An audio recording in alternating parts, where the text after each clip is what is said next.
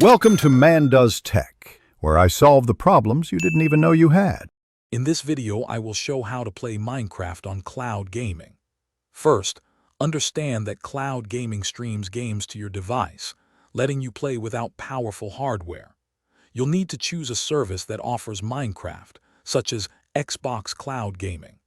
Also, ensure your internet connection is robust, ideally providing at least 20 megabits per second for a smooth experience. Next, you'll need to set up your account. Create a new profile with your selected cloud gaming provider.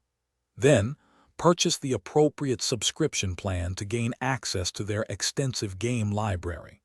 Some services might also allow you to link your existing Minecraft account, which can be very convenient for carrying over your progress and purchases. Once your account is ready, it's time to launch Minecraft. Access the cloud gaming platform through either a web browser or a dedicated application on your device. Navigate through the game catalog to find Minecraft and simply select it to begin playing. You can typically use a compatible controller, or in some cases, a keyboard and mouse setup. To ensure the best possible experience, consider a few optimization tips.